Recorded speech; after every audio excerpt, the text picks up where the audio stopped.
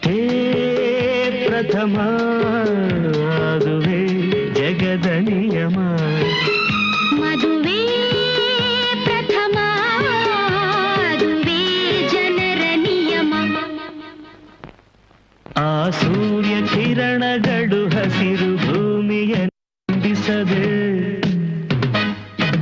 ಸಾಗರದ ಅಲೆಗಳಿವು ಮರಳ ತೀರವನ್ನು ಚುಂಬಿಸದೆ ಝೇಂಕರಿಸುವುದು